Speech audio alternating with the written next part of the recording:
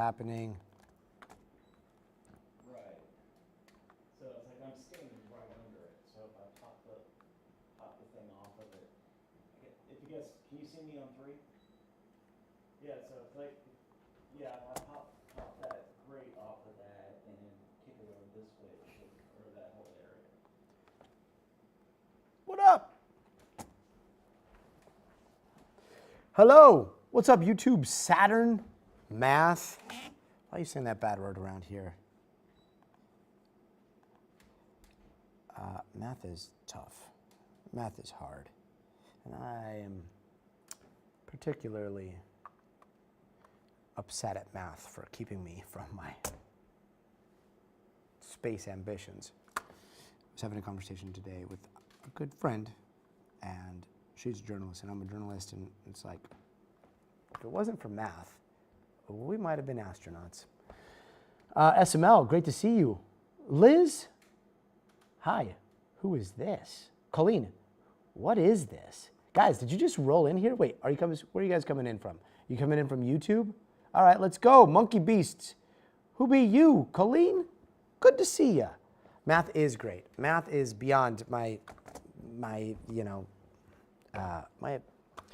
abilities, and I wish it wasn't. But let me just tell you, Colleen, don't go anywhere. Liz, don't go anywhere. Let me just tell you what's going on.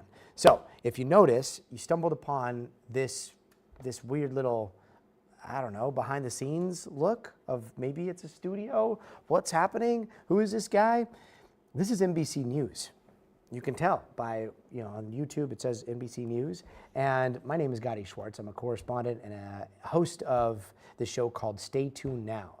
And on NBC News, if you turn on your television at 5 o'clock here on the West Coast, 8 o'clock on the East Coast, or in about 15 minutes, wherever you are in the world, boom. If you find NBC News Now, Stay Tuned Now will pop up. And it doesn't look like this. It looks like a traditional newscast. And we've got news from around the world. We're following some breaking news right now that we'll get to in just a bit.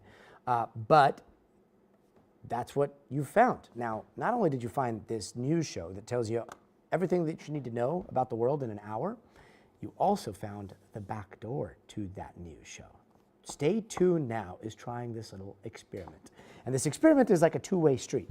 So we get to chat, and you get to ask questions about the news as you're watching it, and then I will, whenever I can, look at the chat, and if I see a question that pertains to what we're talking about, I'll try to throw that in. So we've got experts, we've got correspondents all the way around the world, and if you have something that you want to ask about what's going on, I'll try to get it answered.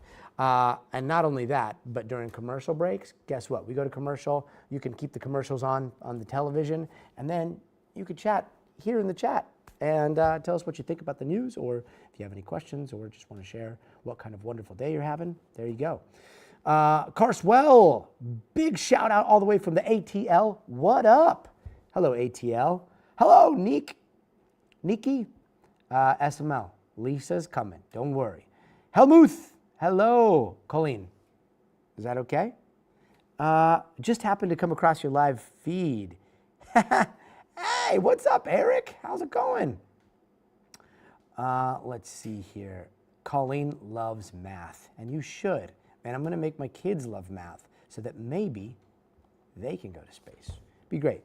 Carlouis, hello. How's it going? All right. You mean just like you Turk? What does that mean?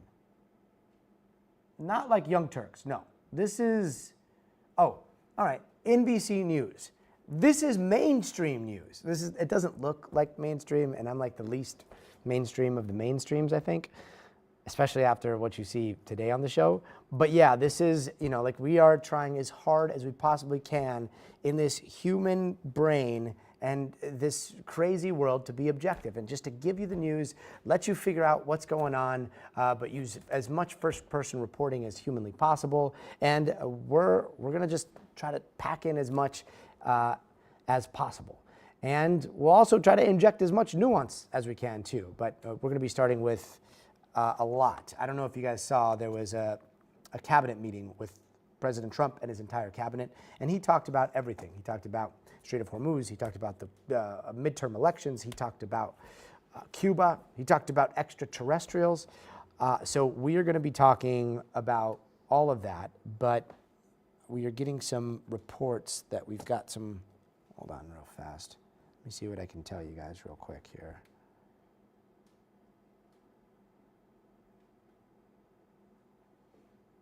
So it looks like there was some sort of strike with the U.S. military carrying out new strikes on military targets in Iran. And some drones were shot down as well. So how does that change the calculus? That is a big question mark. Earlier, Iranian state media was reporting that there was a framework of a deal that had been reached. The United States put forward a very strongly worded, no, that is not happening. It is totally false. And now we're hearing that there is some sort of action, military action happening right now in Iran. So we are going to get the latest from Gabe Gutierrez, who's at the White House. Let me just double check one more thing. And let's see here. What do I have? Coffee and tea. It's usually tea. Okay, loading, loading, loading. It looks like it was just now. It might have been this morning there, but timing is, that's a big question mark. But it's a good question, Carl. We will check. Just recently, there was also, I think this happened over the weekend as well.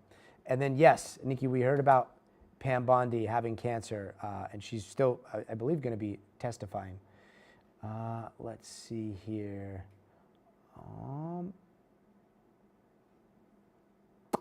What else is going on here?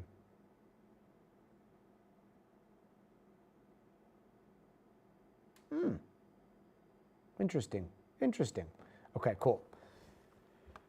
So we are fired up right now on YouTube, on TikTok. I believe we're also going to be streaming on Twitch here. Let me just make sure that feed is up. Boom.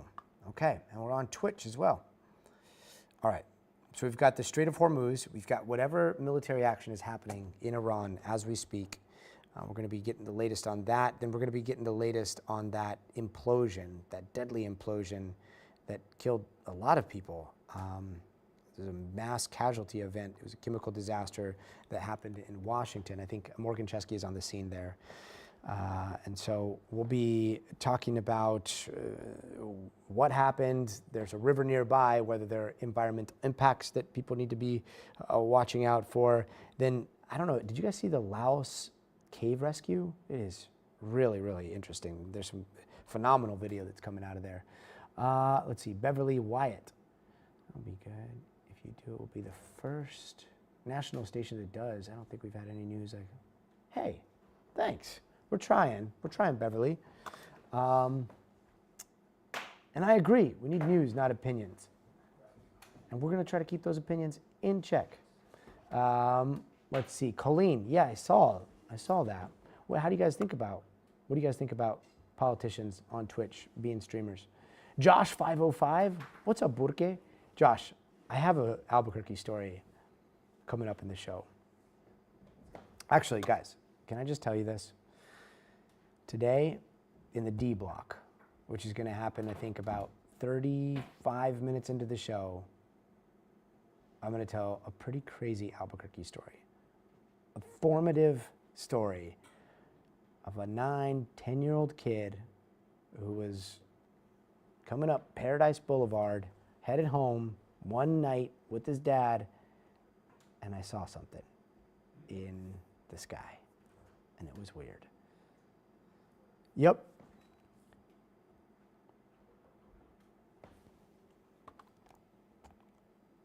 Yep. Got it.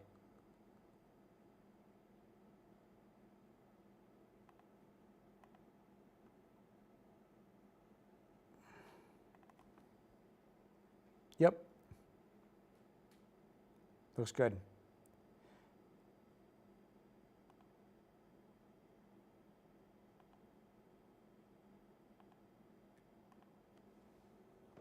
Okay. Yeah, let's do that. I mean, maybe we do that in Q1.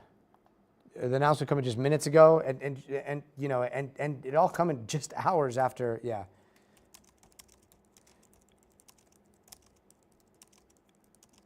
Trump was talking about negotiations, right? So where does that put things? Okay, perfect. Yeah, I think that works. And then I'll kind of keep that going with Iranian State TV. Cool. All right. Sounds good. All right. Okay, here we go. What if NBC needs to do a special report on the main NBC network? Well, then we will do that special report. Oh, great. Yeah, so we can break into NBC News coverage. And sometimes we have to do that. And New York has a specials team, and so they have a specials team on standby. In fact, I think the specials standby for a little while after the show. But basically, the network is covered 24 hours a day, just in case something happens. Let's say that there's a meteor strike or, like, I don't know, disclosure, something like that. We always have to be able to pop up. Let's see. I like that you're shaking live streams up. Thanks, Colleen. We'll keep it going as long as we possibly can. SML, I'm glad to hear that it's raining. I'm sure you need the weather. Jacqueline, good live, bro. Aw, thanks. Josh, 505. Yes, back to the story in Albuquerque. I can't tell you. I don't want to tell you just right now. You should watch. Tell me what you think afterwards. You made the girl more comfortable because she was a little nervous. Aw. Yeah, well, you know, she is going to be shaking up so much stuff. Like, that is a major publication. But thank you so much. Homestead, I'm deeply concerned about this chaos, too. Colleen, I am not into UFOs. Good to know. More watch this news. People never see reality. Lord Schuyler, that's right. Watch your live for 100 minutes? Wow. Nightly News, yes. Chiron, Nightly News is the best broadcast out there. NBC USA Today, very good. Good to know. Good. Whoa, hold on. Carl Louis, thank you so much. We've got 2 minutes. YouTube behind the scenes work, if that happens. I don't know if we would do that for a network special. I don't watch the news. Will you post a clip on your profile? Josh, what do you think you're watching right now? You're watching the news, bro. Actually, you're watching the pre-news, which is going to start in about 2 minutes. So you should stay tuned. Pun intended. Let's see. My foot, getting better. Sounds like UAP's in the D block. That's right. Hi. Tell all your friends on Twitch because it's going to get very interesting. I only watched KOB4. Aw. How's Danielle Tedesco doing? Let's see. What else? And also, you know you have a New Mexican here at the network. You should watch NBC News. William, we got you covered, but I don't know if it's aliens. Let's see. How many Emmys do I have? I don't know. Like 6? But who's counting? Let's see. My foot is okay. Ben Espinosa, thank you very much. 1 minute standing. Cat, that is a perfect way to describe that.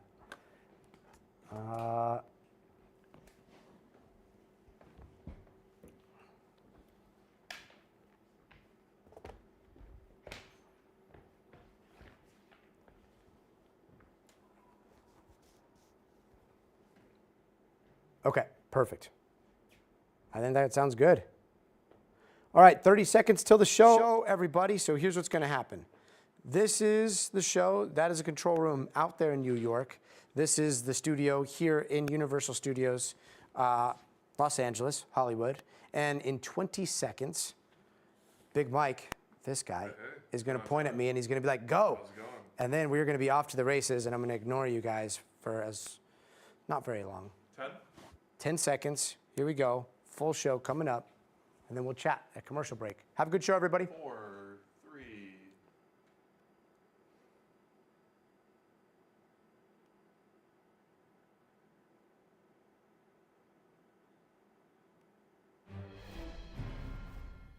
And we are coming onto the air tonight with breaking news. Just within the last half hour, NBC News has learned that the United States military has carried out new strikes in Iran, shooting down multiple Iranian drones, with the U.S. official calling them defensive. Now, this major escalation coming as Iran was a huge topic of discussion at the White House earlier today, where President Trump held his 11th public cabinet meeting of his second term. We're going to break down the very latest from Iran in just a second. But first, here's what the president and Secretary Marco Rubio said about the status of negotiations before these new strikes.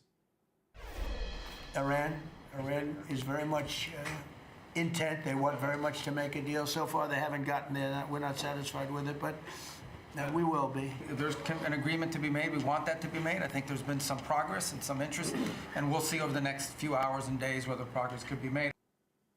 And then after that, motioning over to Defense Secretary Pete Hegseth to his left, Trump said this.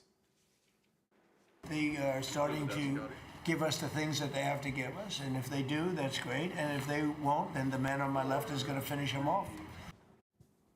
Well, let's bring in NBC News senior White House correspondent Gabe Gutierrez for the very latest. Gabe, this announcement, this came just minutes ago about this attack. What do we know?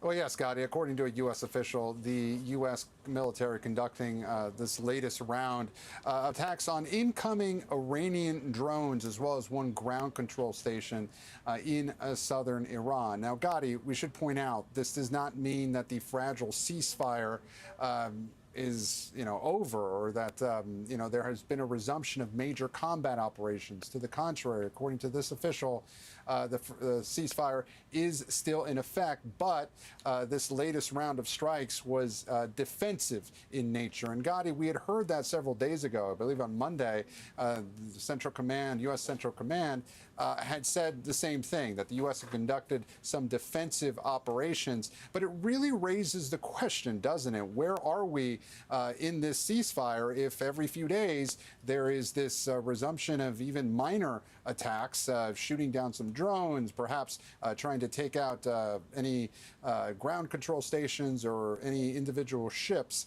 The U.S. is trying to make the case that these are one-offs, but that negotiations are continuing. And certainly that's what we heard from President Trump and his top administration officials today right here at the White House during that cabinet meeting that you mentioned, another marathon cabinet meeting, where we heard the president reiterate that he would not accept what he calls a, quote, crummy agreement, and he was instructing his team to continue negotiations. And there was a lot of back and forth today about what exactly those negotiations entail, with Iranian state TV putting forth this draft proposal, this draft memorandum of understanding that it said was the framework or an outline of a framework of a potential deal. And then the White House came back and said just a few hours later that it was a complete fabrication. So a lot of questions about where we are in these negotiations. But again, that breaking news, we're now learning another round of very limited strikes, according to a U.S. official, to take out some Iranian drones and this ground control station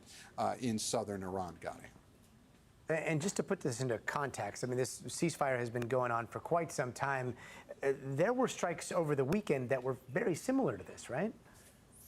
Yes, that's right. Over the weekend and into Monday, the U.S. had struck, I believe it was these southern Iran. There were boats attempting to lay mines, as well as missile launch sites. That's what Central Command had said at the time. And really, again, the U.S. is trying to make the case that these are small one-offs, and not the first time that there had been some minor exchange of fire here. But according to that U.S. official in this latest round of strikes, that no military or civilian targets were hit. So again, this is not an interruption of that ceasefire, but it does raise questions about where we go from here and whether these negotiations will ultimately prove fruitful. These negotiations, of course, that are ongoing even as both the U.S. and Iran interact with these minor strikes against either drones or these missile launch sites, Scotty. Yeah, very fiery for a ceasefire. I do want to play a little bit more from the president when he was asked about how the war in Iran could possibly impact midterm elections here at home. Let's listen to that. I don't care about the midterms. Look what happened last night. That was the prelude to the midterms. People understand it. They know that, very simple, Iran cannot have a nuclear weapon. So the president there saying that he sees last night as a big win for him, but set the playing field for us here. Yeah, and Gotti, look, this is the president pointing to that resounding landslide victory in Texas last night during that Senate primary by his chosen candidate, the candidate he endorsed, the Texas Attorney General Ken Paxton, defeated the long-term incumbent John Cornyn. The president seeing this as a major victory, but his comments there raising a lot of eyebrows in Washington and really among Republicans across the country who are wondering whether the president is not really realizing that it could be difficult for Republicans to hold control of Congress, especially with comments like that, Gotti. Yeah, so much to keep track of. NBC's Gabe Gutierrez, thank you so much, reporting from the White House. I do want to bring in Elise Labott. She is the author of Cosmopolitics on Substack. Elise, let's listen to something that Secretary Head said a little bit earlier today. They may have missiles, but they can't build more right now, and they can't build more drones right now, and they can't build more ships. And he said that. Now we are seeing what they are calling defensive strikes against military infrastructure in Iran. Do we know what the Iranian missile capability is right now? Well, we know it's not nil, Gotti, and there's been reporting by you guys and other outlets that the Iranian kind of reconstitution of their missile program is going apace a lot sooner than everybody thought it might, that missile capability, that stockpile wasn't as destroyed as they had thought. I mean, listen, the U.S. military did hit the targets that they were meant to hit. So this is not a kind of slight on the U.S. military, but there might have been faulty intelligence about how many missiles Iran had. But the missile program is still not intact, but it's not completely destroyed. And, you know, I think we're at the point now where we really can't, take to the bank what the president or what the defense secretary says. We just have to look at what's happening in the region, Gotti. And the U.S. officials could say, listen, this isn't a cancellation of the ceasefire. The enemy gets a say here. And if the U.S. is striking Iran and Iran is striking back, that's the definition of a ceasefire not in place. So yes, it may not be a return to major combat, but until there's an agreement in place signed by both parties and those, the Strait of Hormuz opens and those nuclear negotiations start, we're going to continue to have these type of skirmishes, and there could be a miscalculation, or there could be a big one. A U.S. military officer, unfortunately, might get, hurt or killed, or on the Iranian side, the same thing, and it could spiral out of control.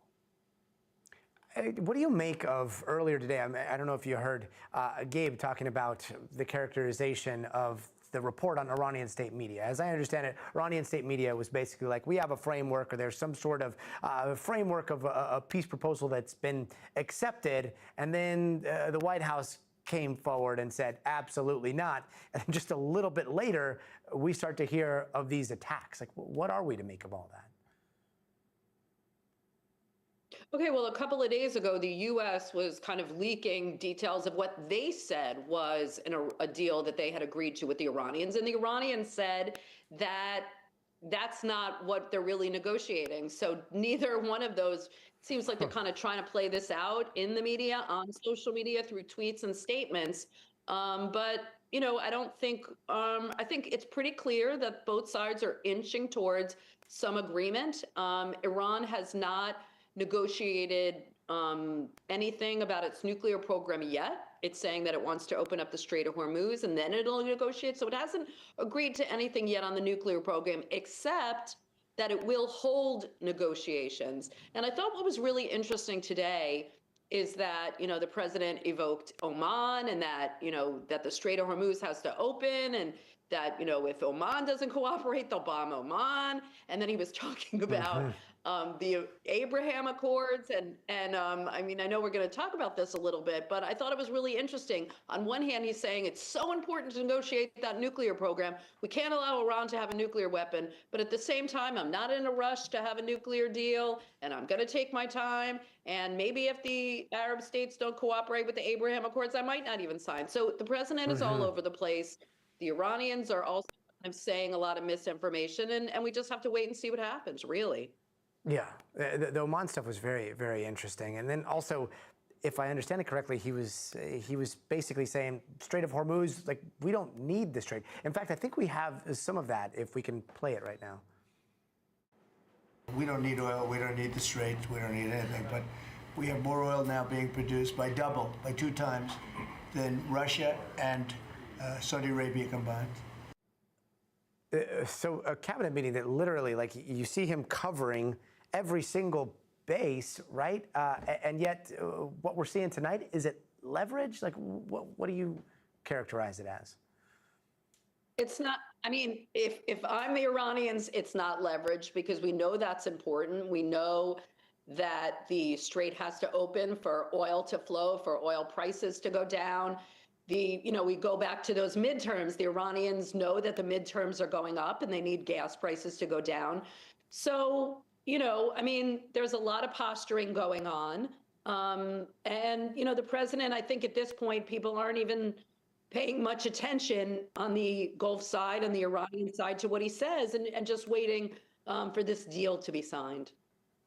Yeah, I remember when so much of this happened before closed doors, and now we have so much happening in public view. It is very confusing. Elise Labott, thank you so very much for being with us. And we don't know what to trust. That's basically the thing, Yeah. Elise, thank you. And former First Lady Jill Biden is speaking out about her husband's 2024 debate performance. Take a listen to this clip from her interview with CBS News. Were you horrified as you saw it unfold? I wasn't horrified, I was frightened, because I had never, ever seen Joe like that before or since.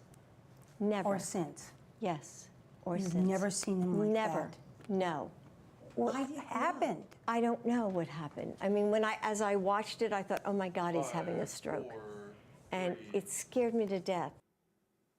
Now, that debate prompted widespread calls for Biden to suspend his re-election campaign. He would go on to drop out a month later, with Vice President Kamala Harris becoming the Democratic nominee. Now to the search for 9 people who were presumed dead after the implosion of a chemical tank in Washington. Just hours ago, officials gave an update in front of the tank, saying the operation is no longer a rescue mission. It is a recovery. They also confirmed the blast yesterday killed 2 people. One of them has been identified to NBC News. A family of 52-year-old Gilbert Bernal says that he was working at the security gate at the plant when that implosion happened. Washington's governor calling it a tragedy of huge scale. We're bracing ourselves for this being the deadliest industrial tragedy in modern Washington state history. Now, this is all taking place at a manufacturing plant that makes paper. That tank, we understand, contains a dangerous chemical mixed that's used to turn wood chips into pulp, and officials say that tank was holding about 600,000 gallons of it when it suddenly ruptured. This is what the outside of the tank looks like now. You see it there, collapsed on itself, the debris scattered all over. That implosion even appeared to crush vehicles that were sitting outside. Now, there's about 25,000 gallons of that chemical liquid still left inside the tank, which fire officials say is low enough to calm most of the concern about another rupture, but still complicating that situation. The focus right now is on recovering those 9 people still missing. Let's bring in NBC's Morgan Chesky, who is at the scene in Longview, Washington. Morgan, what's the latest there? Yeah, Gotti, still a very dynamic, delicate situation here outside this plant. We know that recovery crews have been busy all day long trying to get in those hard-to-reach areas exposed to that toxic liquid. I can say that federal officials have arrived to try to pinpoint the cause of what led to this tank imploding, but no exact cause is known at this hour. Meanwhile, as we stand outside, the plant has essentially been sealed off to the public, to the press at this point, while they try to work their way around this area that, as you mentioned, Gotti, is still very dangerous in certain areas because of just how much of this incredibly caustic, toxic liquid leaked out whenever this tank gave way. And the video is incredibly telling because you get a sense of the scope and scale of how much was involved with this breach that led to those vehicles being crushed, and unfortunately 9 people that are still unaccounted for at this hour. Now, looking at that aftermath, any idea how this happened?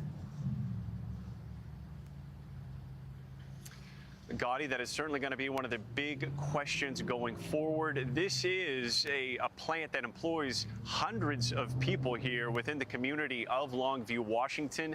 We know that many of these individuals have been working here for not years, but decades, and that this particular liquid is common when used kind of in the capacity that it's used here, turning wood into pulp that can then later be used to make paper. But make no mistake, even though it is common to have at facilities like this, it is still incredibly corrosive and incredibly dangerous. And that's why, unfortunately, some of those that have already been recovered, Gotti, still have to be decontaminated before they can be reunited with their family from a coroner's office here. So just heartbreaking detail upon heartbreaking detail, and there are no easy answers here tonight. And Morgan, as we're showing those aerial shots, I think they're from the drone there, it looks like this is possibly on the banks of a pretty large river. Like, what are the environmental concerns?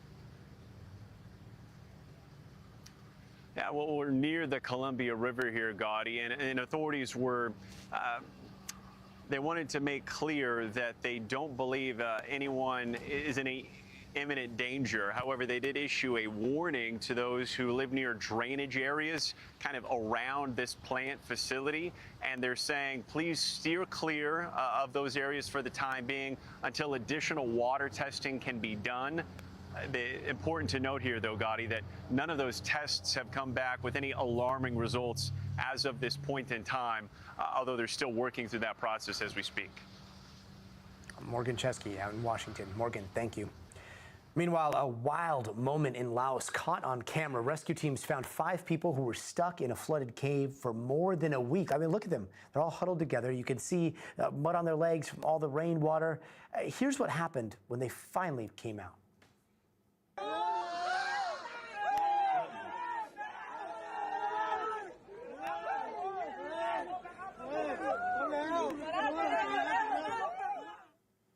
Look at that joy, those hugs, those tears, so much emotion after being freed from that cave. There's more work to be done. 2 people from the group, unfortunately, they are still missing. And NBC's Janice Mackey-Freyer is in Beijing following this one for us.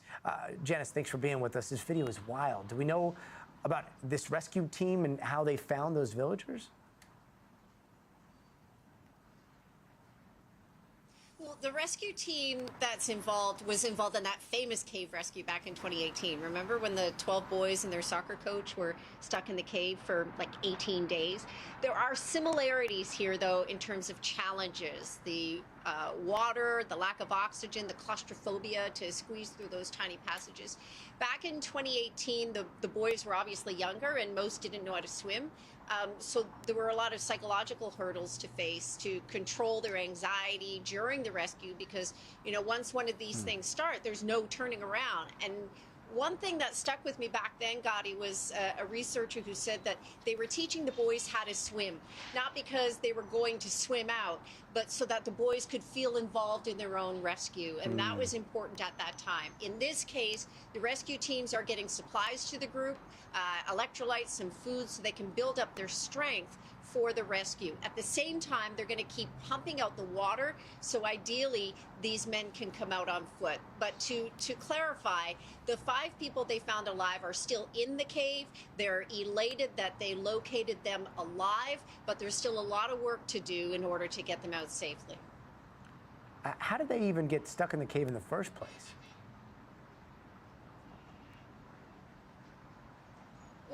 The group went into the cave over a week ago. They went to search for gold, some amateur prospecting, which is popular in this area, when heavy rain triggered a flash flood, and that blocked the entrance of the cave with a lot of mud and debris.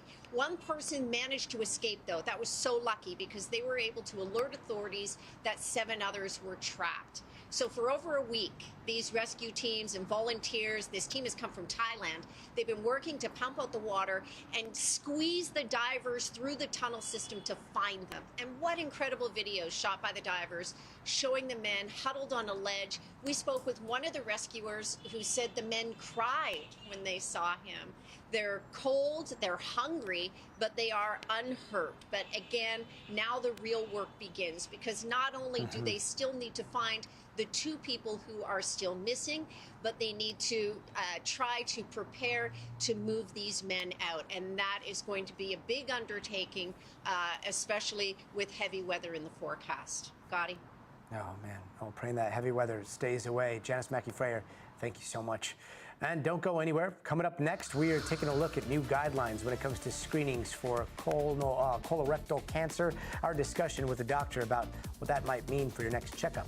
Plus, later this hour, we are going to be looking into the politics of prediction markets, how the websites are impacting real-life decisions. Also, if you see this has a little QR code back here, okay? See it? Well, pull out your phone. You can scan it, and it should take you to a chat with us live during the breaks. That'll take you behind the scenes, streaming on YouTube, TikTok, Twitch. Swing by. You can leave comments. You can ask questions. Let us know your thoughts all hour long. 90 seconds. 90 seconds. All right. We got 90 seconds, chat. See reverse. Let's see. Rain flooded. William, that's right. I did not default it. I have not seen that news yet, but I'll have to check it out. What happened to SpaceX? I'm not sure which story you're talking about. There's a bunch of different SpaceX stories happening right now. Twitch is better than TikTok. Staying at the desk. Irish Island, I mean, like the Twitch quality is minute. actually very, very crisp. The video encoder, I don't know what it is, but definitely seems it's super crisp. Yeah, what do you guys think? Is there a difference between the TikTok, the Twitch, and the YouTube? Which one do you guys like better? Clarissa Griffin, hello, how are you?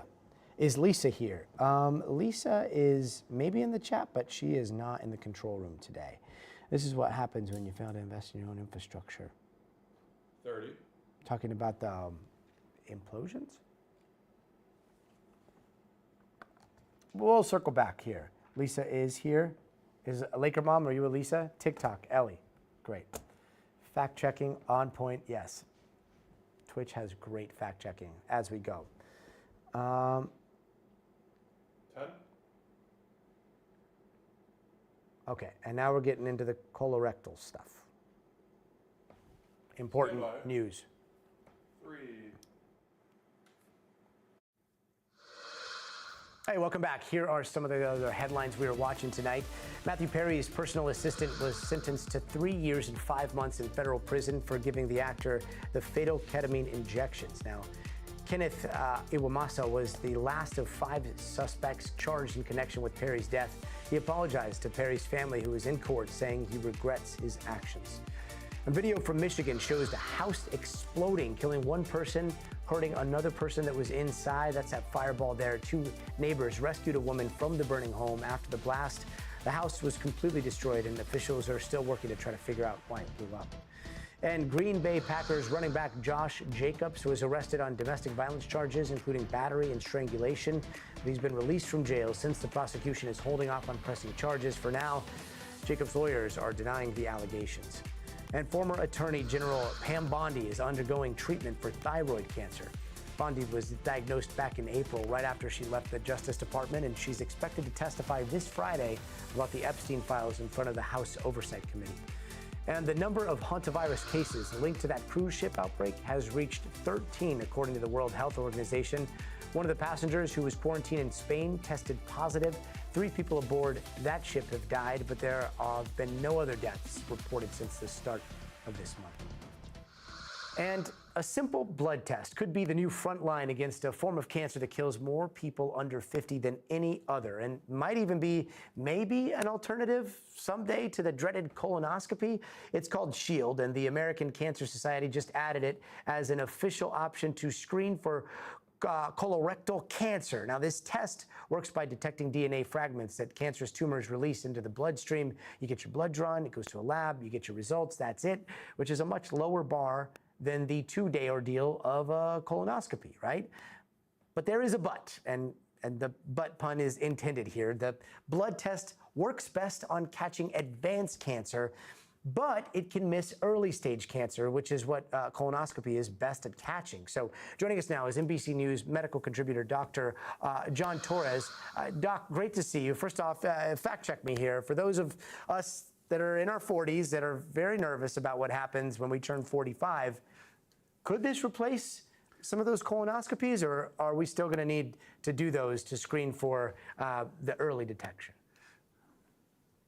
You know, Gotti, as of right now, you still need to do the colonoscopies or some of the other tests unless you fall into certain categories. And that's why they added this blood test today when the American Cancer Society came out with new guidelines. The reason they did that is because they say, which is accurate, that the best test you can get is the one that you actually get. And they know there's a lot of people that don't get the colonoscopies. So a few years ago, they started these other DNA, RNA stool tests where you take samples of your stool, send them into the lab, and over a few-week time period, they analyze them and send you back results. Those you need to take every 3 years, and they're very accurate. They have good sensitivity and specificity. Well, they know people weren't taking that either, and so there's a huge portion of the population that should be taking screening tests that aren't, and they're saying, well, let's add this blood test.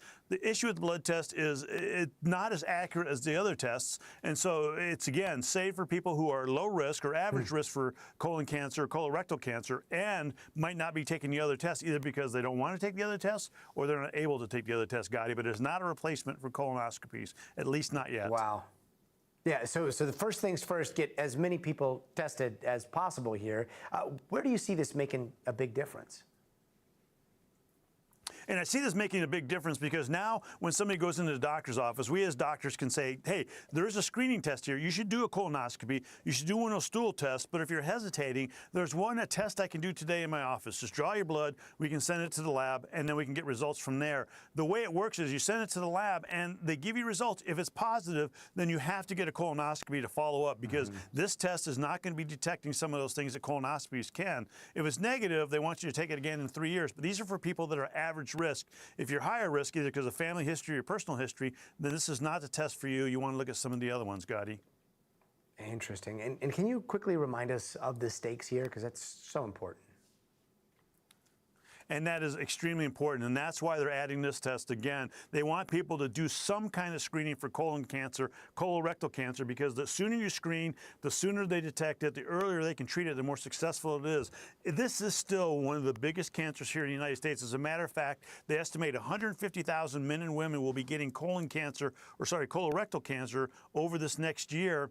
It is the second leading cause of deaths from cancer. If you're under the age of 50, it is the leading cause of death from cancers, and that's why they've expanded the range also of years. So starting at 45 up until you get to 75, they're saying now's the time to get tested, get these screening tests. Could save your life, Gotti.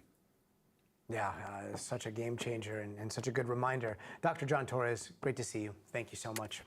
And coming up, we're talking all things UAP after last week's major document wager video drop. Our conversation about the findings going all the way back to the 1950s. That's coming up later this hour, so stay tuned. Clear 2 minutes, sir. 2 minutes. All right. Hey, chat, we got 2 minutes. Let's see. The Irish. That is a very good point. If that happened to me, I would love those types of, I would love a colonoscopy too. If it found something and it, boom, right there, saw the removal and was like, whew, dodged a bullet, yeah, it's all a matter of perspective. I have not. I'm 42, not 45 yet, so I am a little nervous. Let's see, going to my job, work, MS.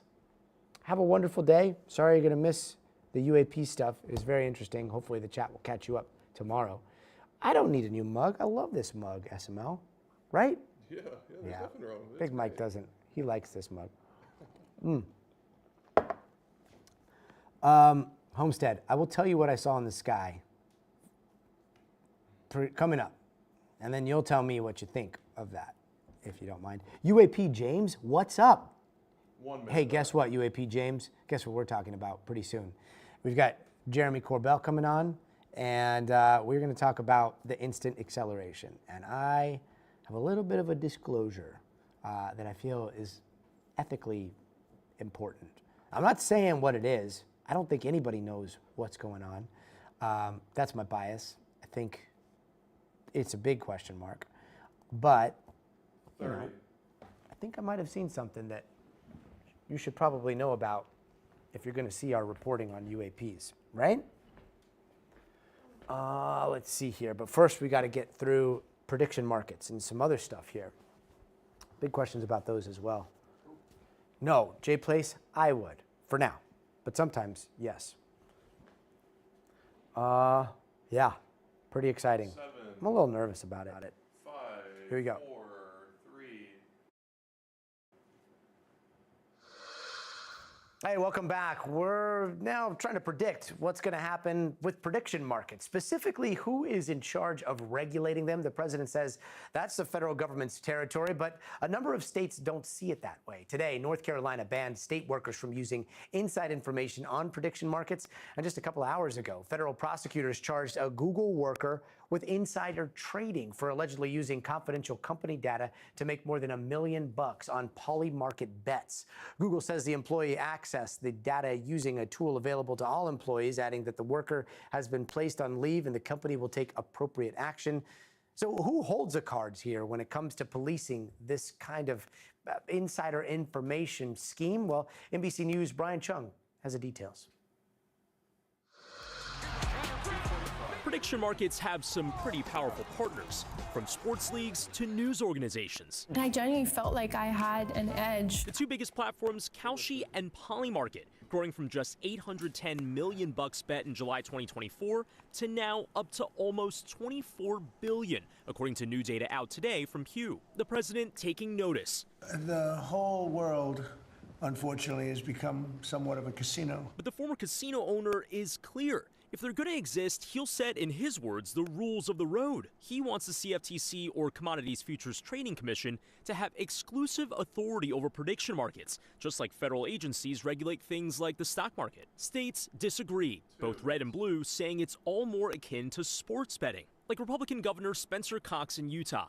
I've been pretty blunt about how I feel about what these companies are doing, these gambling companies that are pretending to be something else, making billions off of trying to destroy our kids. At least 16 states are tied up in some sort of legal fight with prediction markets. The biggest battle could play out in Minnesota, where the state AG says the platforms prey on young people and the poor. The state's first of its kind ban is getting pushback from the CFTC, whose chair says it, quote, turns lawful operators and participants in prediction markets into felons overnight.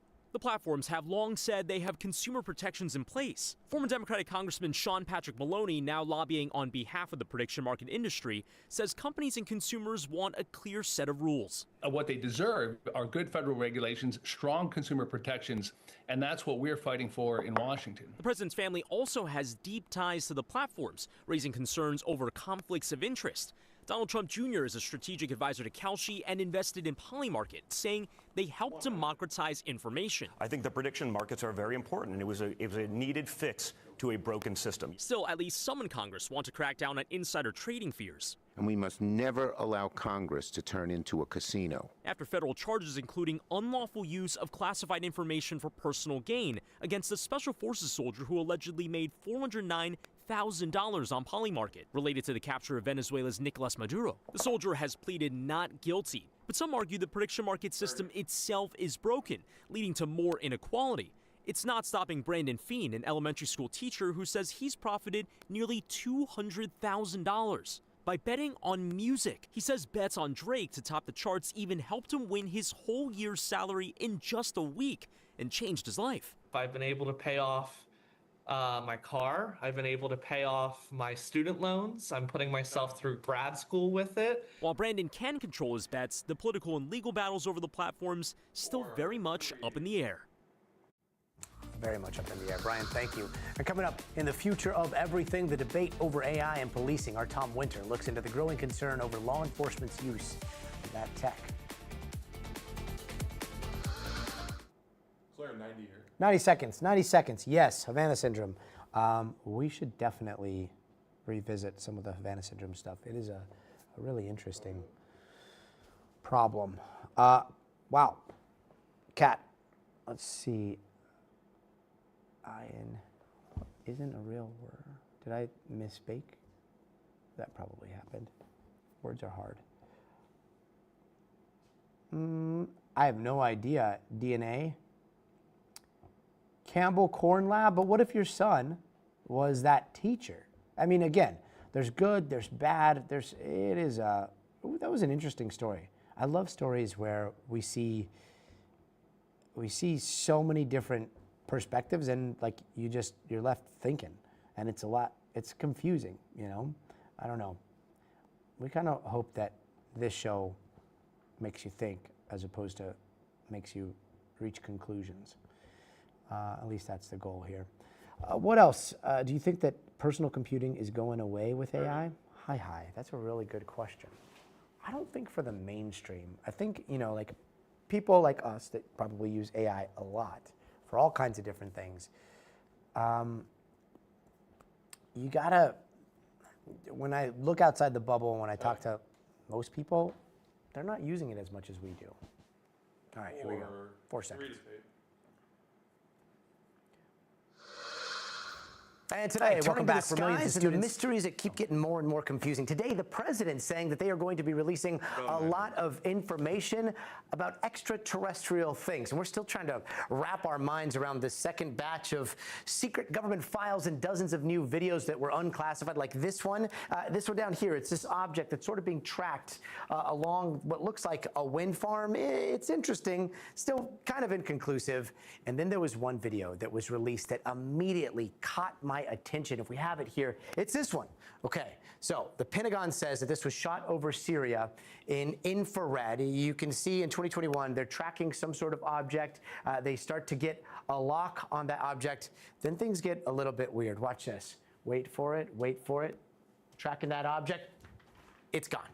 Immediately. We could slow it down just a little bit. It gets a lock here, and then it loses that lock, and then again, they're calling it instant acceleration. And when I saw it, I gotta admit, like, it made me feel very, very weird. And here is why. Bear with me here.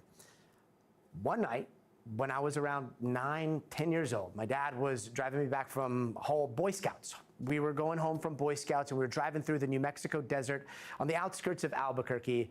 And I remember my dad and I were sitting in the car, we were going down Paradise Boulevard, and then we see this light. And I thought at first it was a helicopter, but as it got closer to the car, it suddenly stopped and then just zoomed away. Instant. Very similar to that instant acceleration, but it was more like a check mark, and then it just disappeared. And my dad and I, we looked at each other. He shouted, "OVNI," which in Spanish is UFO, and then we rushed home, we told our family, and then that was basically it, like very anticlimactic. I have no idea if what we saw was some sort of test from Kirkland Air Force Base or Sandia National Labs, or if I was just like an impressionable kid who watched Star Wars way too many times and saw the Millennium Falcon just dart off.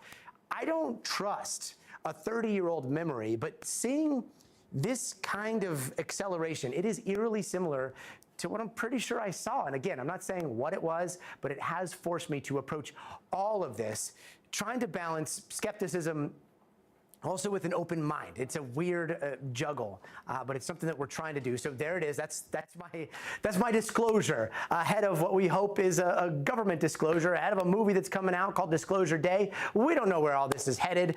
As for the video that we're talking about, not this video, but the Syria video, we have very limited information from the Pentagon other than that the video was released. It's been unclassified. There's this short description, but there was a grainier version of that video that was released publicly before all this by Jeremy Corbell. He's the co-host of the Weaponized podcast. He has been tracking so much of all of this. So let's bring in investigative journalist and ufologist Jeremy Corbell to talk a little bit more about these new files, and specifically, Jeremy, about what happened in Syria. So, putting aside my New Mexico story here, like this Syria video, walk us through what we are seeing here specifically.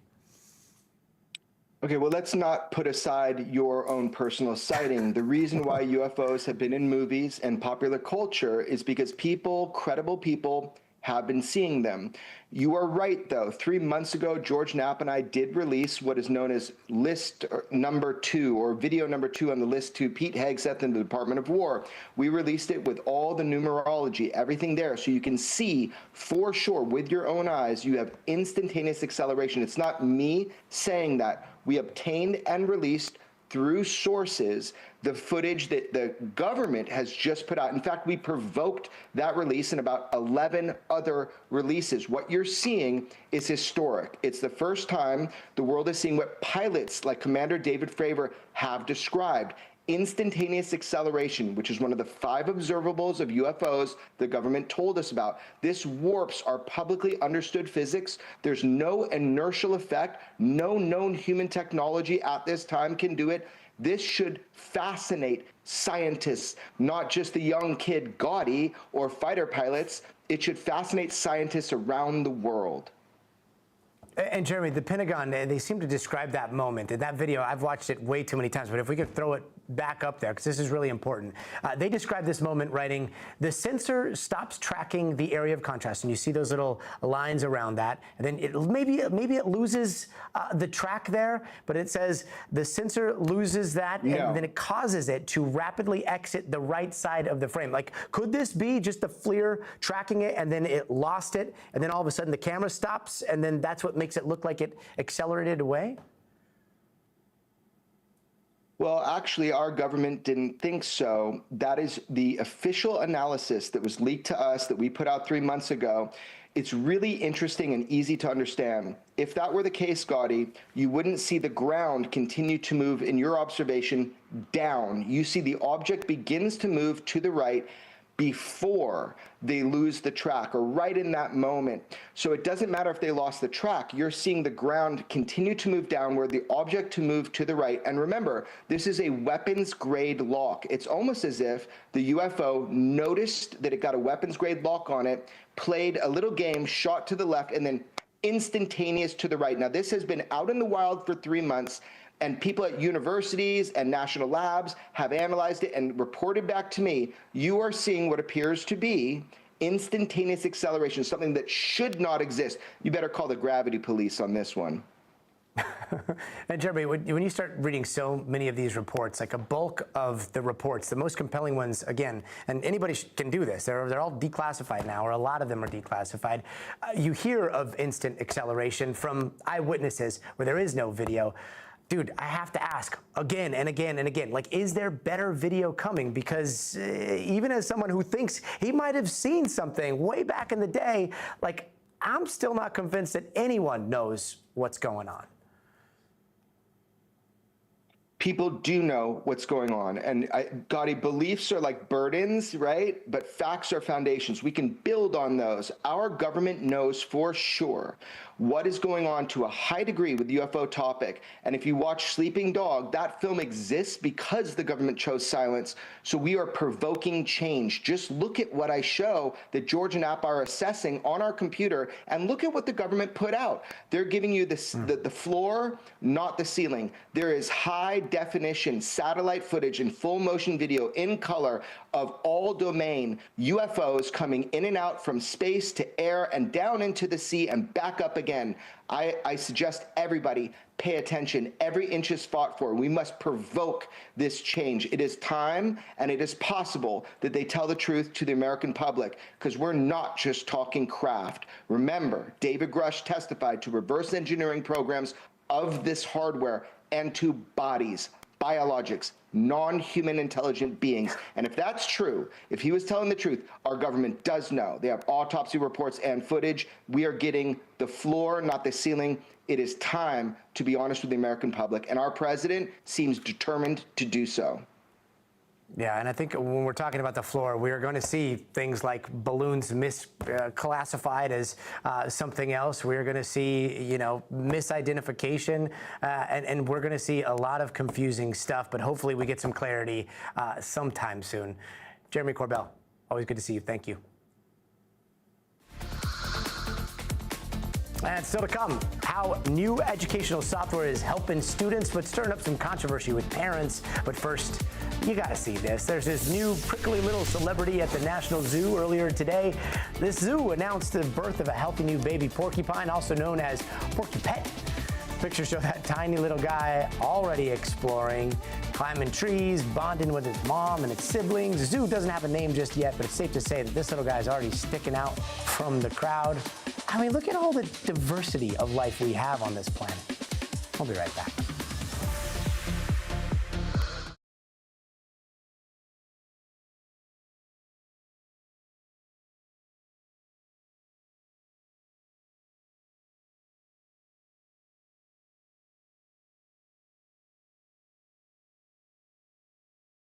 With the little string under it and all that stuff. But then again, I don't know. Is it possible to be skeptical and open-minded at the same time? I think the answer is no, and yet that's what I want to be. That's what I want to be. Can you guys hear me okay? Defaulted, no sound. I don't know if you guys can hear me. As AI advances, aliens are taking notice. Maybe. No, I think it was the chat. They were saying that there was no sound. 2 minutes. Jay Place, what does being a fill-in host feel like? Fun, unless you're doing it for nightly, and then it is nerve-wracking because John Williams, dun dun dun dun dun dun dun dun dun, that song gets you going. Oh, thanks. Blood to Bleed. I was just agreeing with you. Yeah, I think so. A lot of those look like balloons, and a lot of those look like artifacts and maybe parallax. But then, I don't know. I mean, again, being skeptical and being open-minded, those are opposites. It's impossible to be both, but it's not impossible to try to be both, which is our shtick here. Lord Skylar, I don't feel that way, but thank you so much. 50 Shades of Clear. Yep. Lisa is, working away in my ear, texting me nonstop, but I don't think that she's 1 minute back. here. A nice little pun with all those quills. Hi, can't wait to see it. Let's see. But what did you guys think? Has anybody on the chat ever seen something that they want to share up in the sky? Look, there's something about living in the desert and not having anything around. We grew up in this place called Paradise Hills in Albuquerque. And it is just like, back then, now if you look at Paradise Boulevard, it's like Ventana Ranch, there's all these developments out there. But back then, it was just black sky and the stars. And the sky was so big in New Mexico. And so we weren't the only ones that had those types of stories. Reading through those files, like Sandia National Labs, Kirkland, Los Alamos, White Sands, Alamogordo, those things come up again and again and again. So very interesting stuff.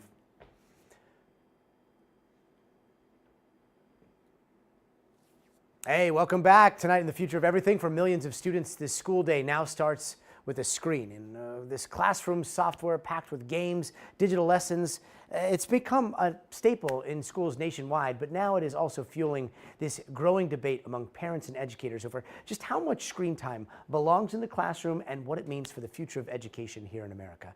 NBC's Liz Kreutz has that story.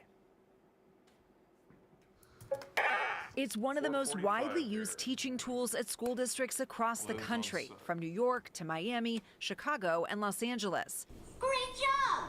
iReady is an edtech software program that promises to accelerate student growth. But a growing number of parents are pushing back. It's basically the TikTokification of education. It is simplistic, short form, brain rot. Listen to school board meetings, and it's a common hot topic. In terms of iReady, I have yet to hear a positive comment from the impact of iReady. Critics say little is known about whether the tech really works. It requires kids to spend more time on screens and has become so ubiquitous it's now used by a third of all K-12 public school districts nationwide.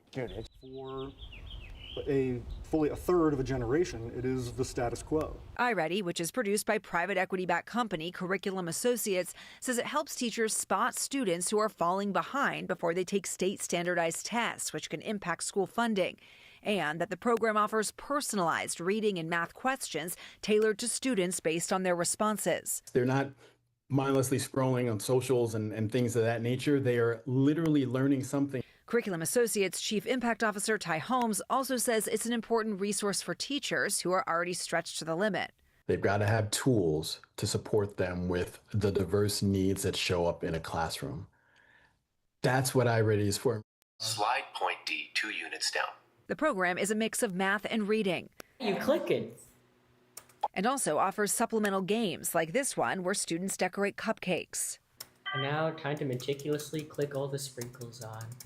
John Allen Wooden has a son finishing 8th grade in the LA Unified School District, where most students are required to do up to 90 minutes a week on the program. He's now one of iReady's most vocal critics. A few of his friends came over, and I asked the whole group, what do you guys think of iReady? It was met with this just chorus of furious boos. And they're not alone. NBC News has spoken to more than 30 parents, educators, students, and administrators nationwide about their issues with the program. Teachers describe an array of concerns, including that they can't go back and see students' individual work behind their screens. Here's a lesson I did not pass, 25%. I can't go back and review it. And also that it cuts into valuable lesson time.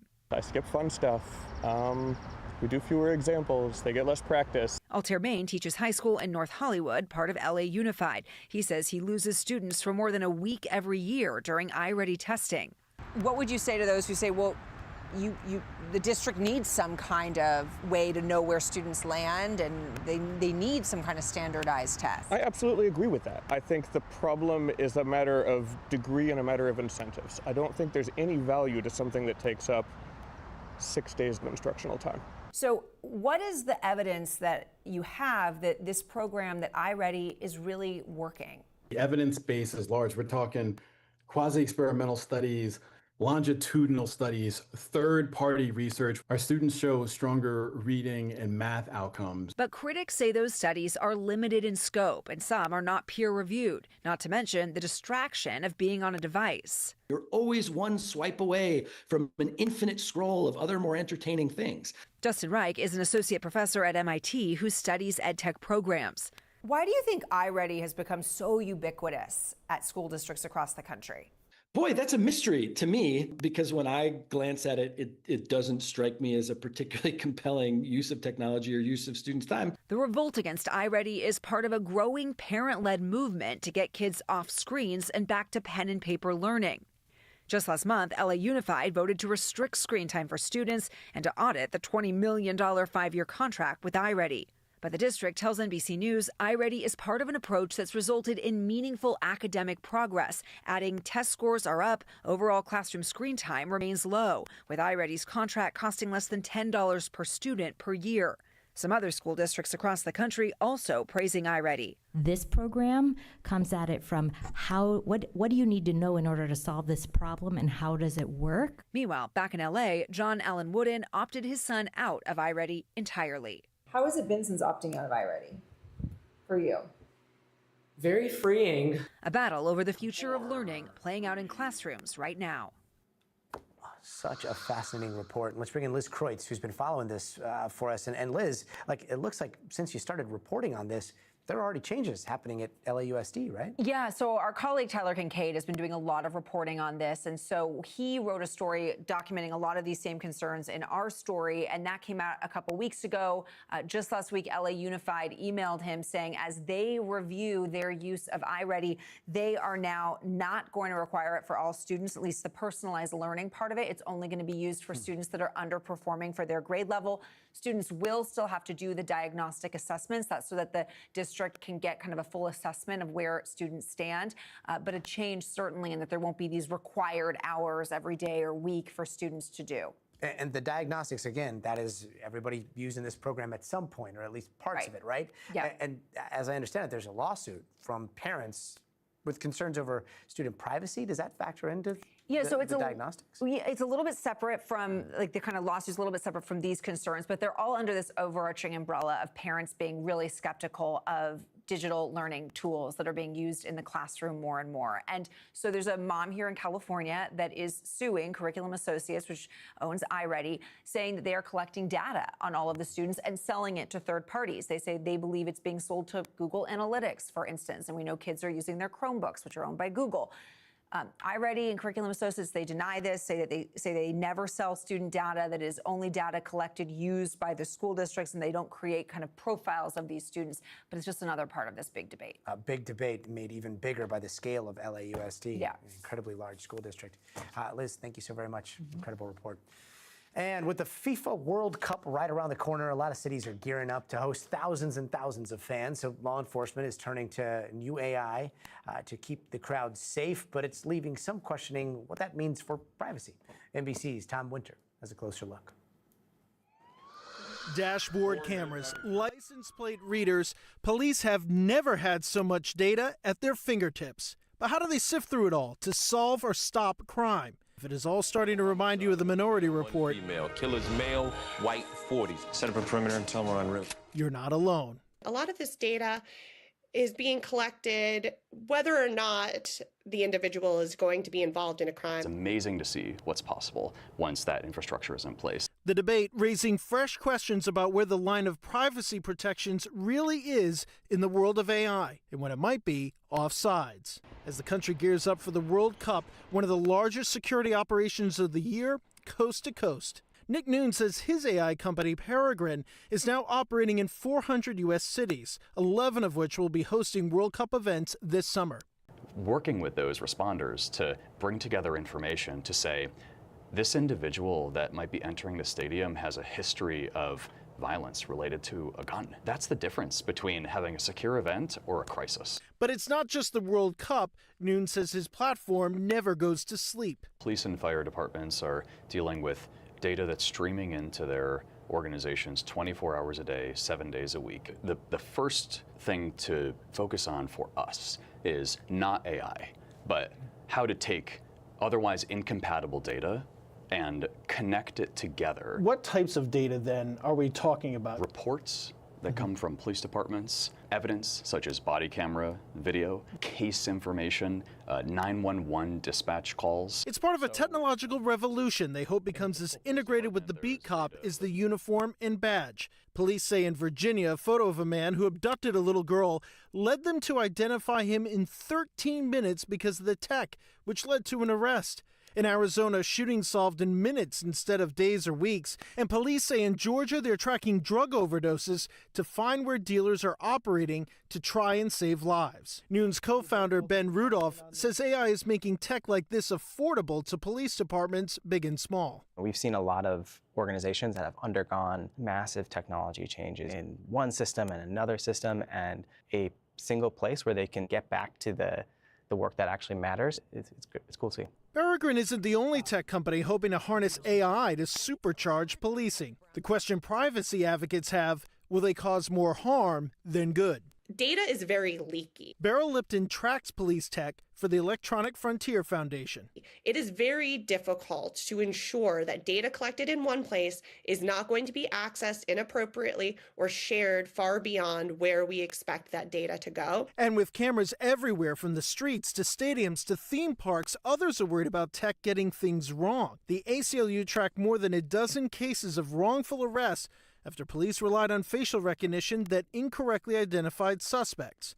NBC News covered one case. A Tennessee grandmother demanding justice after an AI tool falsely linked her to bank fraud. Peregrine not involved in that case, and Noon says he's not in the business of mass surveillance. In many ways, that's already happening. He believes Peregrine can help law enforcement sort through it all and keep it secure. Peregrine is not a surveillance company. They look to companies like Peregrine to say, we need to secure that data. How could this be used against me in a nefarious way? It's somebody who's got a problem with my politics. It's somebody who's got a problem with me personally. How do you handle that challenge? If those systems are set up properly, then the information that's already being collected can be locked down to ensure that they're being utilized fairly, securely, transparently, and by the appropriate people.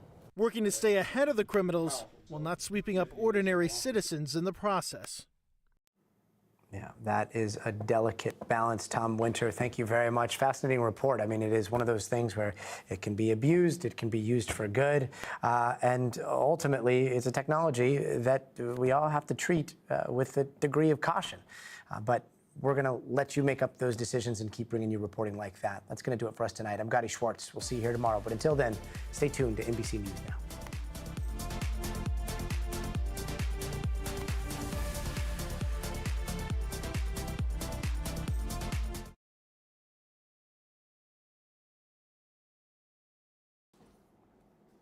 And that's the show, chat. What up, guys? What'd you think? Heyday, H-Day.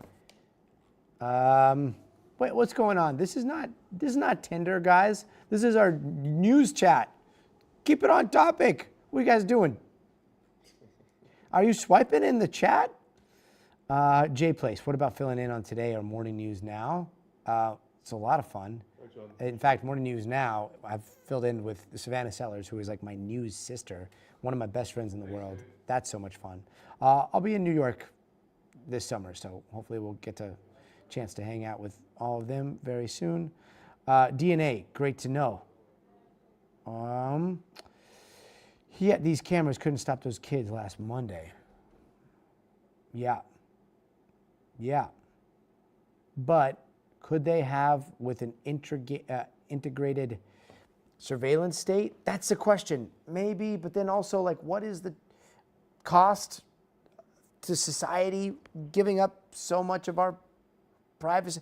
It's a weird time. But I know that you guys know that because you guys watch the show and really appreciate it. And anybody that is new to the show and just came to hang out for a little while and see what's up, I hope you like it.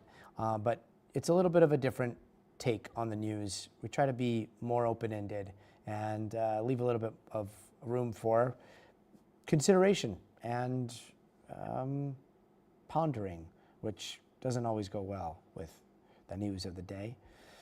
But it's good to think for yourself. SML, see you tomorrow night. Lord Schuyler, thanks for watching.